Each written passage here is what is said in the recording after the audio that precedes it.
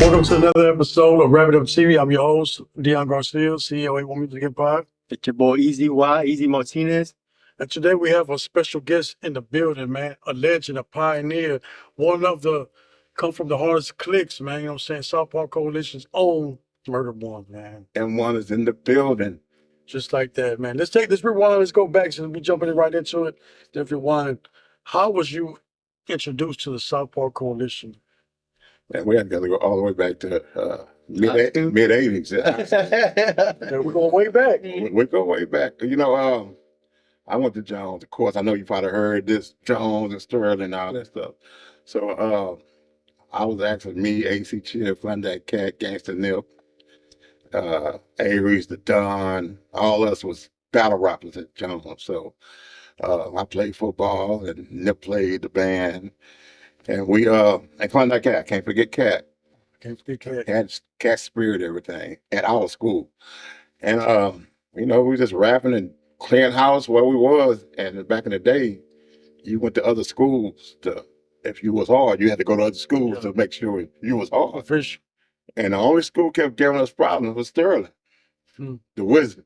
Wizard. Oh, man. K Reno. Shout out to K Reno, man. So man, we had a place we called Battleground. It's the old Walgreens off Bedford and Martin Luther King. Before that Walgreens was there, used to be just nothing.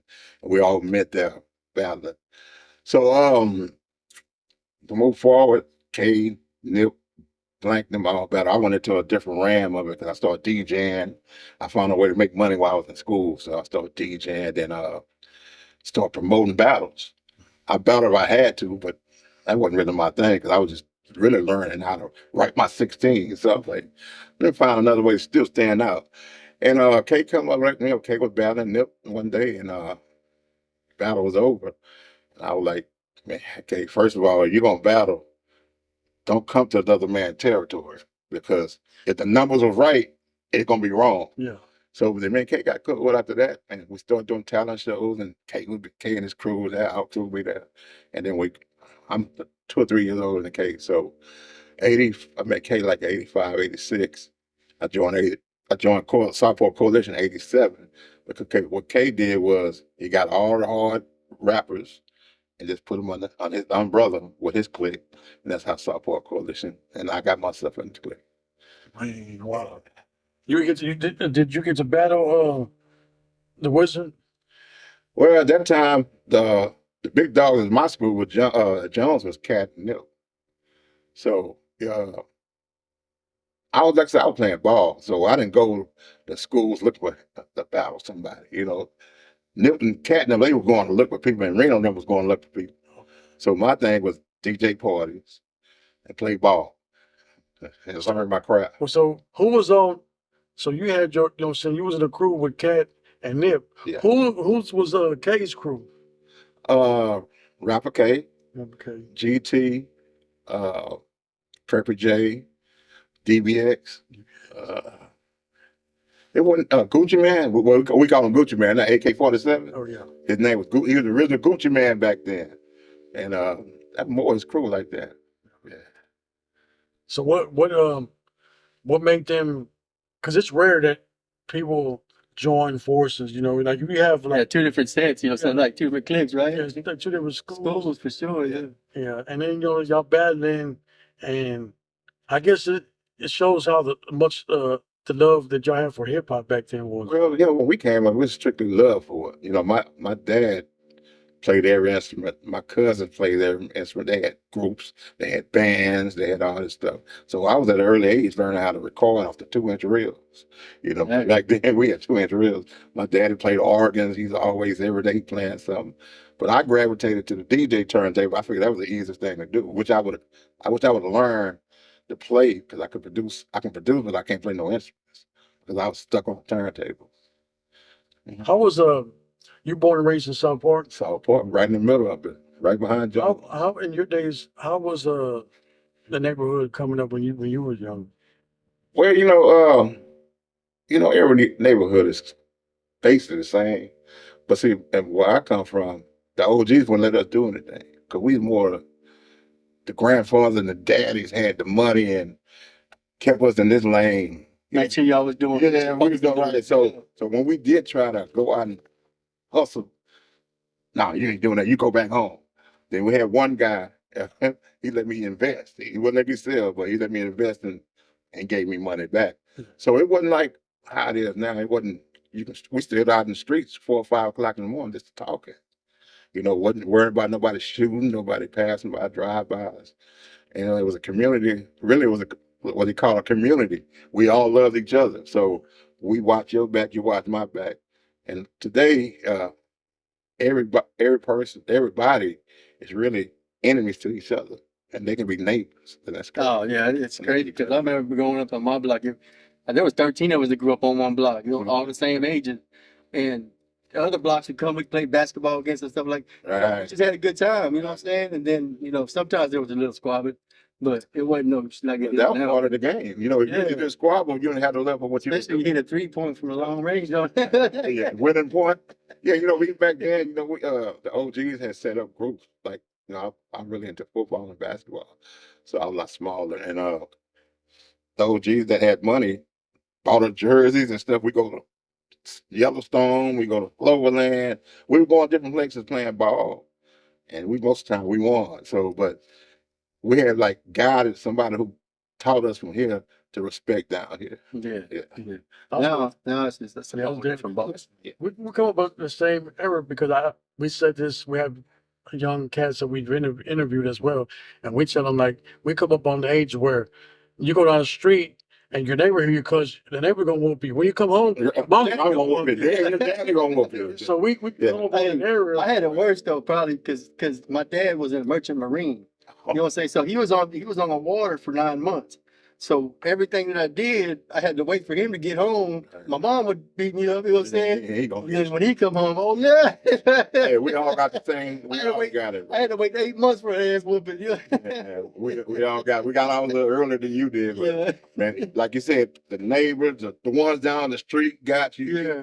You got it. And it's different because like if I wouldn't call it beef, we had a problem with someone.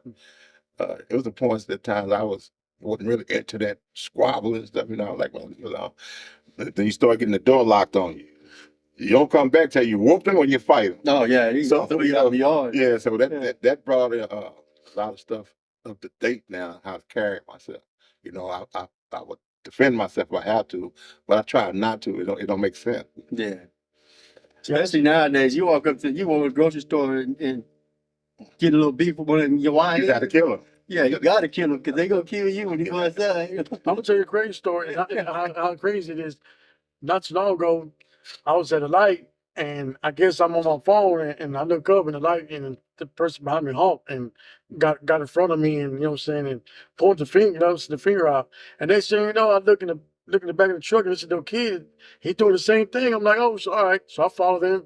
They go to the gas station. I go to the gas station. So when I pulled up on them, it's a young dude, and I'm like, hey man, I'm saying, what's your problem, man? And I said, he's like, no. I said, you know what? I already know you scared. I'm not even. I said, well, what you teaching your little boy back here? You know what I'm saying? You know what I'm saying? Like, that's your son. What if I was a psychomaniac when they come out here and do something to you in front of him to set an example? Or to him because they don't care these days. You know what I'm saying? He was like, nah, man, I'm sorry. I was like, yeah, man, these days, man, these kids following what these young dudes doing, man, and it's not cool, man. Well, we can't just say they follow the young ones, because we got some stupid old ones too. Yeah. I say it all the time. I say it all. It's just that in our era, we had guidance and teachers that were doing wrong, but they knew the little brothers got to act right. Yeah. This time, the little brothers, we don't care what you do, just as long as they ain't me no more. You take the case, So it's this different time that's changed around. That's all. Yeah. What do you think about the music these days? The narratives that these young cats are pushing these days. Well, I always use the word guidance again because evidently they got the passion for it. They just don't know which direction to go with it. When we came up, your parents listened to Sam Cooke, Marvin Gaye, the OJs back then. They're good music. All this stuff, because that's all my dad played. Michael Jackson, real popular too.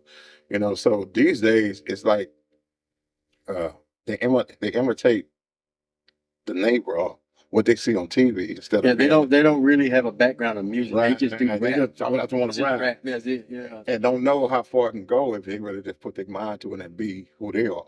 Yeah. And don't put They really yourself in a study box. instruments. You know what I'm saying? Study instruments, do a little bass, little guitar, little whatever. You know what I'm saying? And it just get your mind. Yeah, it's more than just rap. Yeah. Yeah. Yeah. But no, they don't look at it like that. It's just I want to rap. Rap, man. Then I'm gonna rap better than this guy. I'm gonna get rich. But I'm gonna do the same thing he's doing, but try to be better than him. You know, just Yeah, I'm gonna get rich fast. It don't work You've that been in way. the game a long time. Is there any memorable moments you can share with us that stand out to you to this day? It's me. Which direction you want me to go with? Like that stand out to you? Like when you think like uh, all these years you've been music, traveling, concerts, out of town. What's the most memorable moment you have that stands out to you the most? I'm just better than the millionaires, the big time rappers. They just have a machine behind it. Mhm. You know, once you go out there and do many shows with your favorite rapper, and you realize this dude walk around just like you, put on your same pants and shirts just like you, and you start getting the respect of it, till you realize you can treat it like him, but he makes more than you. So it comes to me like, okay, I'm him. I just need a machine behind me. So that's my memory all the time. Because if you don't know who you are, you get lost in the game. Who who are your rap influences are to you? Well, number one, Flood Beginning. Chuck D, that's my favorite. KRS One. PMD. I, I've been in. I opened up PMD. Did you? Yeah, I opened up from anybody from '85 on. I opened up for from at the old Rhinestone Wrangler, from you name it. But you know, Public Enemy, KRS One, Ice Cube, Scarface, uh, you know, Reno, of course, because I always put Reno in it. He don't like be mentioned like that all the time. But you know the heart he has and the dedication you have to respect that. Yeah, he's a real good Yeah. brother, man. Anybody creative, you know, Shout- 32, you know, Jaime, you know, Jaime, because Jaime is a walking machine and people just overlook sometimes. Yeah. Yeah, it don't have to be no one overseas. I like and follow. I like anybody that's got talent. Mhm. Yeah. What countries you travel to? You like you've been Canada, you ever been to Man, I'll tell you this quick story that me and Reno folks went to, I think, Helsinki or somewhere, I can't remember. Helsinki? I think it was Helsinki. No. And the guy had booked me and Reno. And so at that time, you know, coming out of the underground, it was the fans that was booking you. It wasn't no promoter booking you. So what they booked me in Reno, and the guy hit me back. He was like, I can't bring you, murder, because I had to pay Reno. He said, but I can bring you out here, you know, to hang out. I fly you out here still. I'm young, I'm early 20s. Oh man, I can make the money out here, so to go out there. And Reno hit me up. I sold 80 CDs when I got there. What? You mean I could actually make money if I went? Mm. But you know, we were young first time, and independent artists going overseas to do a show. That's what he heard of. Big time, yeah. And I can say right there, once Reno did that, you saw a lot of independent artists, well, major artists from Houston started going overseas. He opened the door for that. 'Cause everybody, I don't want to fly. I don't. Reno went out there multiple times. I hate I missed that experience, but I was young and I can sell CDs out here. I can do this, but you know, I ain't have no manager say you probably can benefit if you went. And those were the days too. The CDs in the trunk. Yeah. Oh, we still selling them today, man. People, I was telling this young guy the other day that people still buy CDs. Really? I still Yeah. Someone just came out and said, I know they bought records, man. oh no, they're doing CDs. They haven't stopped, never stopped. What's her name? Britney Spears came out last week or week before last or somebody. Oh, what's her name? Taylor Swift. Taylor Swift was it. Did you see at that record store she had CDs? She had physical CDs at the record store. So that tells you it's still out there. Especially overseas. Overseas still. I just had an order 2 weeks ago from Japan, like 25 CDs. So it's still out there. Dang. Yeah, check that out. Yeah. I'm missing something. Yeah, really, man. And we have never stopped. It never stopped because you know, CDs you get to read the credits. I guess, yeah, and Yeah. you get to It give you an identity of who you work with and how things coming out. So a lot of people still want to read their credits and stuff like that. Yeah. Yeah. I was The gonna ask CDs are good. I was gonna ask you another question, man. I wanted to ask you if there was anybody you ever wanted to work with, dead or alive, who would it be? Man, that's hard because I missed two people. May they rest in peace. Uh, I got the recorder with Big Mello, Oh and I man, procrastinated. He passed. man. Screw gonna do one of my songs. He passed. So, I mean, really, it's not too many, but I guess Chuck D, Face, people I talk to on a regular basis, but I don't. The difference with me talking to Face or someone else like that, we don't talk about music. We talk like we buddies. Talk about life. Which I knew Face when he was action.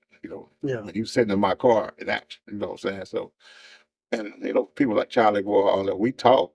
We don't talk about music. We talk about how your son doing. Oh, he playing sports, so this, that. And them the kind of people I really work with. Matter of fact, your son was playing sports. Yeah, he was a star player. Yeah. So, He's still playing? well, he told me he need time off. So no, he haven't played ball in probably going on 3 years now.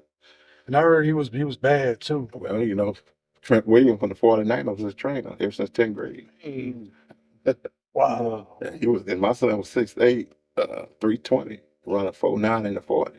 Man. Yeah, That's fast for a big boy. that's lady. When I saw that in one of them games, it looked like a train coming around. I was definitely say train. Yeah, because school he went to it wasn't just the guards pulling, it was the tackles pulling. And my son played tackle, and he had to come from the other side. Yeah. Yeah. How did you since you've been in the game a long time, how do you balance the music and concert shows and everything? Family. Well, I just had to talk with a youngster yesterday about that. Anything you want, you know how to split your time with it. Music is really, you go to the club 15, 20 minutes, and you got family all day. But if family know you're going to get the money and not playing, I don't move unless it's the money. At my young days, I had to be wherever music was going. As you get older, you feel like, okay, if it's just BS. But like what I do in Houston, if someone have an event, I do try to pop in events. I probably hit 5 events, 5 or 10 minutes, and I'm going home because I didn't get that when I was coming up. When Southport Coalition came, they came, but they didn't follow us. But we got more love out of town than here. Yeah. Because out here, you just is who you are.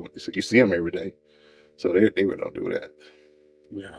So y'all don't got no concerts of them coming up with as SPC? We got one this Saturday. Saturday. Prime 44. Yeah, the whole Southport, of course, Betting on Me tour. You're gonna see Point Blank. You're gonna see myself, Clownday Cat, K Reno, Rapper K, Gangsta Nip probably pop up. Yeah, it's gonna be something good. Okay. Yeah. That's live. How's it now? Y'all get together and do these like this album y'all just did, Betting on Me, and how's it the vibe now that y'all older, and then y'all was back then? Really, it's the same vibe because the way we created, whoever finished writing that rhyme first go record. So I don't mean you're gonna make every song. It's just if it's 5 people on there, whoever done the 5 verses, you on that song. So we didn't know who was on what song. So that's how we. That's pretty dope, though. Yeah. And then when we did, we were known for click songs. So you don't know who you're going to be in front of, you don't know who you're going to be behind, and you don't even hear their verse. So if you go in there playing around, you got to be behind K Reno. Oh man, yeah. So you already got to come correct all the time. Yeah. So that made us different than everybody else. Because you go to the studio, you heard his verse already. Oh, I can beat him, but you forgot. If you blindfolded, you're in trouble. Yeah. So you got to come hard. Yeah, because Cat, this is me, Cat, Reno, and Dopey, you got to come correct all the time. Yeah. So you got to be on from terrorists. Yeah. Blow them hoes up. But he hard. You sit there and play with him. Because, he was a battle rapper. Yeah. But, But Cat too, man. I ain't gonna lie, Cat. Oh, no. Cat in that way to Joe. That's what I'm saying. We had, Reno always tells people in the interview, we had the hardest people, hardest artists. No, yeah. He'll tell you that in a heartbeat. For sure. I mean, the whole, as you can see, to me, when I was introduced to the music in the late 80s, that's when I started listening to. to me, it was like lyrical warfare. When I thought about Sub Punk Coalition, everybody on there was about lyrical warfare. There wasn't. It was different. Times were different. You know what I'm saying? Yeah, and that what made me change my name too. You know, I wasn't who I was then, because when I got in the clique, you got all these lyrical rappers. So how could I stand out? That's when the Murder One came. You know, in school I was Ronnie Love. I was the LL type, Yeah. Big Daddy type dude. But then I wanted to stand out. Everybody couldn't sound the same coming to click. Everybody couldn't be lyrics, because don't matter what label you are, it's always something for someone else. Yeah. And so that's when I created Murder One, and it worked. That's what's up, man. We're gonna take a little break right quick. We'll be right back in 2 minutes.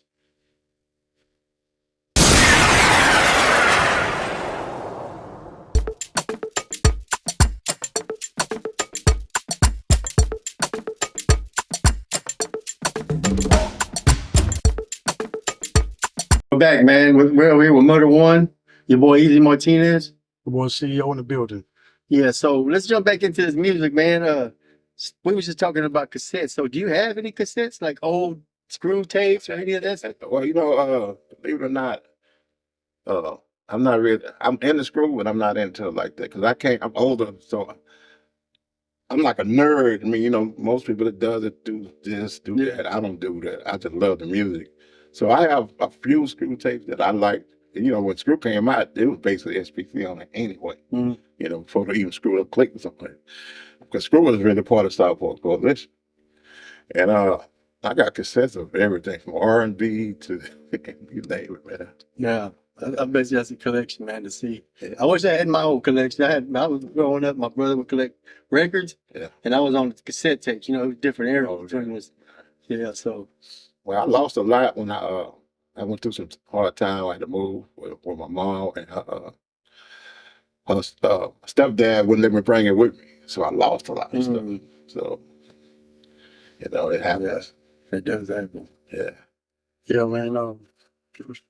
Back in these days, man, and if you was around, if you was my age and you know what I'm saying, I'm 50, so you would I would hear down the street reckless kind of point blank, you know what I'm I have the blanks and all saying? that. Blanks to well, Pro Bad Dreams, you know what I'm saying? First when it first came out, man, and that would kind of like set me. I was a real big. Well, that's like 91, 92. I was a big Point Blank fan. Yeah. I was a K Reno fan, you know what I'm saying, when he started doing a lot of his stuff. But when Blank came out, you know, I'm from the north side. I was on that way too sometimes. You know what I'm saying, you know. Blank just had a different sound. You know what I'm saying? I think in the way he did his stuff. He made you do what you were doing. Yeah. At that time, I was in the streets thugging.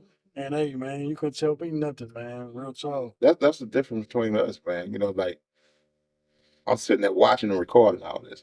Because don't be recorded all of us till a certain time. You know, when I think we met Dope in 88, I think. And he was the only one producing the whole Southport Coalition till about 94, 95. But you got to think, one night, another one. I used to record at 5 o'clock in the morning with Dope, because I know I'm like a lot of people in my session. So everybody dying down by 5, you know, they ready to go to bed. And Dope be like, come on in the Dope. Had to get it. But it worked for us. Yeah, do y'all have any like old videos of y'all like coming through this stuff to different stages? You know, well, you know, there wasn't a lot of video taking back then. We had some stuff, but like the street flavor type stuff. No, but back then we didn't care about no family. We just wanted to get on the mic and tell somebody here. Y'all ever thought about doing a movie, the Southport Coalition movie? We talk about it all the time. We talk about doing the movie. We talk about doing a documentary. That too, man. You know, we don't move. See, let me explain this to a lot of people that have organizations. Our organization was disciplined, because when Kay brought us in, it was rules. Say, for instance, I'm on this interview. And I say something wrong. I probably can't do another interview for 2 months because I said something wrong. So God made us do discipline.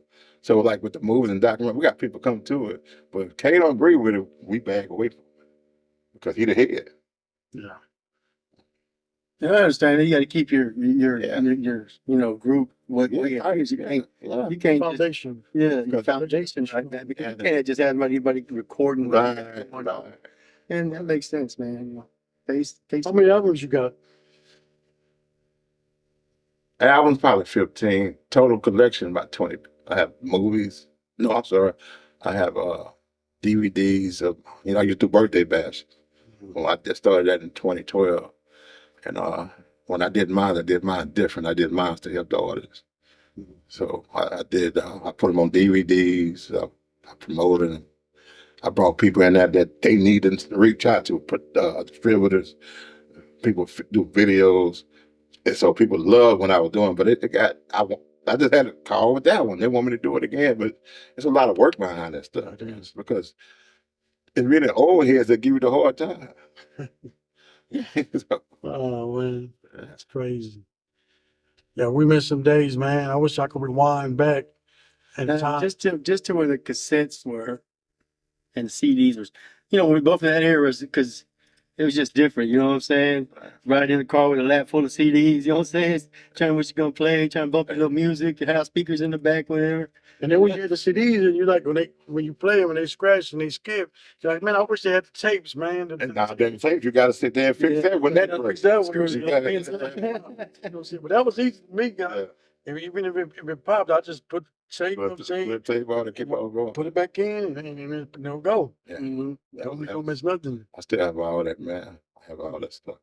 Yeah. You working on anything else? Solo albums? Or? Man, yeah.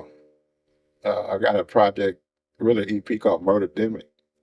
I named that after the pandemic because the song was actually written around that time. So I had that. I got Big Pokey on it, or Big Pokey. I got Powerwall. I got Charlie Boy. Of course, it's SPC Cliche. And I'm doing the guy who started me around. We putting a project together. So the group was back then when I first started called I3 Def Crew. So it's called I3 Def Crew Reunion. Me and Victor Slick. Back then the name was Guest. I forgot to mention when you said who the battle rapper was. In the group, he was the battle rapper, my group.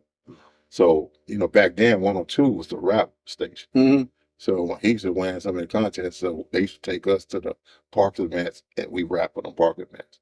So I don't know how didn't remember him, but it wouldn't be no more than one without him. I created my style after him.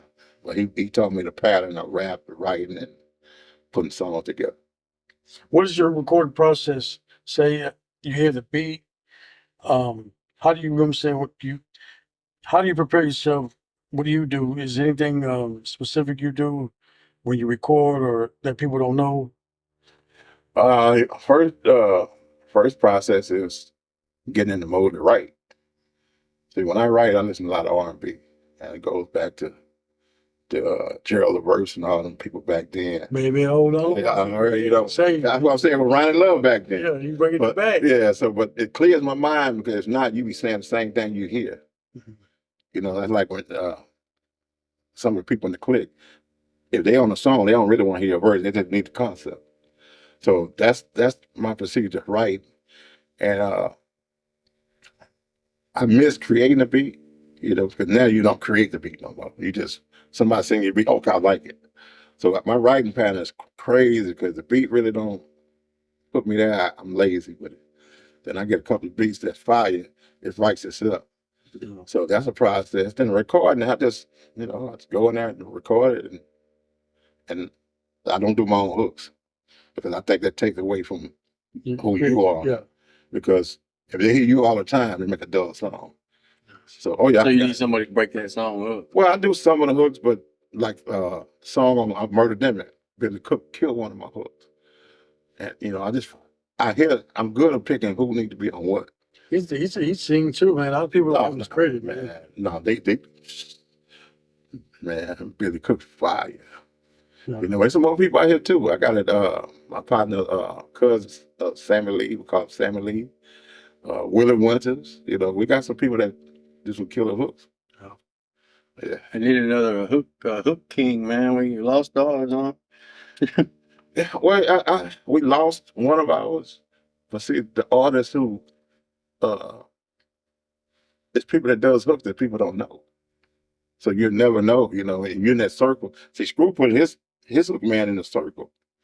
So they know Billy, But people don't reach out because they like my phone I can do the hook. You know, long they can stay on the lines, they don't care. They don't care about seeing hooks. So, My favorite Billy Hook hook is super thought. Super Slow. You know what I'm saying? I think I got one gonna beat that one now. Yeah. I think I got one. I'm gonna have to check that out, man. I think I got one gonna beat that one. Man, Can we expect that out? send me the song. Actually, a couple of months. Okay. Yeah, a couple of months. I'm gonna do the video on it first. That's gonna be the first thing. Oh, you're gonna do a promo? Yeah, because I got this. Yeah. It's something. It's a If reason. it was a young kid and he came up to you and said, Murder One, I want to get in the rap game. What advice would you give him? Know what you're doing. Stay positive to who you are. Don't let anyone tell you you're not good at what you do, because God gave us all a gift. You just have to utilize it and trying to create it to what your heart desires. So I tell them all the time: you get into it, you're gonna have a lot of lows and a lot of highs. The highs ain't gonna always be there. Don't take criticism from people Yeah. bad. You got to They all have gonna do that. that. Yeah, you got to have that. Man, to be I'll good. say this story, man. My father been in music his whole life, and when I got with SPC and I was doing shows like 2000 without even a CD. I was just on Reno's album, so I was traveling and doing shows. And my dad was like, before that happened, you're not gonna make it in the music game. Then he started seeing me on TV. Yeah, your daddy just want a house. Yeah. Thought I wasn't gonna make it. Yeah, I wasn't gonna make it at first, you know. So, but you know, it's part of life. Did you ever get in the house? Man, shit, I had to get me a house. Still working on mine. Yeah, man. You know, we underground all that. We don't see the money that a lot of Yeah, we don't mainstream. take a lot of advances that people get. You know, people get these $100,000, $200,000, and they broke and can't pay the people back. Then you see us like us still rapping. So, you know. Tell the people that some things that they want to know about you, like special talents or anything that, you know, say you cut hair, say you know how to make beats. What is it that people don't know about you? Yeah, it's hard to say because I do everything. Wow. And I'm easy to catch on if I don't know it. So that's me. You can put me, if a starving man gonna learn how to eat. Speaking of star band, what's your favorite dish? Fish, and that's my favorite dish. Without no money, it's still a wish. Fish and chips. Fish, yeah. Fish is my favorite dish, man. Yeah. Yeah. I make some mean enchiladas. You know what I'm No, I like enchiladas, but you said my favorite. I didn't say I didn't like enchiladas. Yeah. And one thing some people might not probably know if they follow my social media. You know what I'm saying, I cook. I'm a damn fool in that kitchen as well. I used to play around, but you know, too many people started hitting me up. And then, you know, And I also cut hair. I cut hair good, and I could tattoo, and I could draw. Yeah. I could rap. A lot of things that people don't know about. I could rap too. You know what I'm saying? yeah, I need a cut though. You thinking hook me up? You got too much hair. You know? Too much hair. It take too long. Yeah. Yeah. So tell us, man. I want to know some memorable moments, man. You got any Pimp C stories? Yeah. Yeah. We want to hear some stories. Get one Pimp C story before we go, man. Well, when I was DJing at 808, me and Big Russell, R.I.P. Russell, we were real cool. And then Big time. him and his wife, I think Russell was playing ball at TSU, him and his wife decided to open a record label. So that's how Blank them got over there, Pimp, how they got over there. So Pimp gave Russell a cassette with a lot of music on it. You know, the cassette you know, a whole lot of music. And I was playing Tell Me Something Good while I wasn't even out at the club. So me and Pimp got cool, and you know, me and Bun, we was always at the strip club. So Bun stayed out here, Pimp was nowhere to be found. But me and Pimp talked. And Pimp was supposed to actually do 3 tracks for me. And if anybody know back then, Blank and this other group in Port Arthur, name was Point Blank too. It was a group though, and they got into it. So that was part of Pimp home, you know. So one time I called Pimp, he was like, "Nah, I'm right up. Can't do nothing for you no more, Murder." I was like, "Man, what's going on, man?" He said, "Nah, you wrong with that boy." I said, "What boy?" He said, "You fuck with Blank, man. I can't do nothing with you." But you know, I'm in the clique with Blank. And whatever the beef they had, it wasn't my beef. But at the same time, I respect him because he like, if you run with him, I can't mess with you. That's the only story I have about it. I don't really have too many other stories. Yeah. Well, that's unfortunate. It was because Pimp was cold on the Yeah. track. And I was, man, like I said, we talked a lot. You know, it was the same thing with Spice One. When I first opened up Spice One, every time I wrote a rhyme, I called him and rapped it to him. He wrote one, he called, talked to me. And man, him and I got cool. Yeah. See, that's the fun, man. You get to talk to these people, rap with them, and share your stuff. You know what I'm saying? Yeah. That's the type of stuff people don't see, man. No, I'm talking about a lot of stuff. There's a lot of stuff I've done. I just don't talk about it. Yeah. Now you ask, see, that's why I like interviews that Save that for the do memoir. your homework. Save that for the memoir. Yeah, do your homework. If you can come out and ask a question, man, I said, Yeah. but I'm not gonna give it to you. Mhm. You know, because I mean, you just figure out what you wanted. Who won out the I'm not answering that. I'm not answering you that. know, I'm not answering that. But I know We're not gonna answer that one. I know that day that it was unfair for judgment. It came out even. That's how I looked at it. Because I was honest about it. If you won or not. I don't care. You my buddy or not. You lost, you lost. okay, who else then? It wasn't you should have been back in 83, 85. And you had your judgment on it. Yeah. But now, you know, that's my family. I'm not gonna just put my family out there like that. You know, it came out even. There you go. That's it. There was no winner And no win. or no loser. It was a winner because we all together now. Yeah. Oh yeah. So that what came out of it. Something good came out of it, man, because the whole SPC to me has always been a lyrical clique. You know, they stand on professionalism, Yeah. lyrics, bars, Everything. and hard. And you know, they was all hard, man. There was nothing soft about what they spit, man. So I got to give it to them, man. Shout out to SPC. We got like 1 or 2 minutes, man, before we can wrap it up a little bit. So if there's anything you want to tell the people, man, and let them know what's going on with you, where you're gonna be. Well, this Saturday, unfortunately, this won't be out by Saturday. So But once you tune in, you know. yeah, you'll know when Yeah. they're here Facebook. They already know on Facebook. Yeah. But man, just follow me on YouTube, SPC Murder One, ONE. IG Murder One, SPC 86.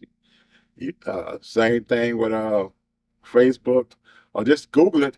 I'm somewhere there. I got 40 years of experience in this, so you're gonna get it, man. Just follow anybody with good music. GPT it. Yeah, you know what I'm saying? Yeah. Just follow anybody with good music, I say, man. 'Cause I don't everybody want to knock down artists today. But you know, even we came up, we didn't have no strong artists, but they was known. Yeah. So y'all go check out the music, you know what I'm saying, the streaming, man, and you want to give us some feedback, do them a comment, you know what I'm saying, and reach out, you know what I'm saying, you want some features or whatever, man, you know what I'm saying, how let them be still working and still active, man. Right. Sure, sir. You can reach me at I am Ezy Martinez. That's EZY at IG. Ezy Martinez on Facebook and Ezy Martinez on TikTok. You can reach me on IG, Deon Garcia 98, CEO A1 Music Empire, or Facebook Deon Garcia, on TikTok A1 CEO A1 Music Empire, man. And this concludes our episode, man. And we shout out them since the whole SPC clip. The legend, the pioneer. For life. Yes, sir. It's We out. man. We out.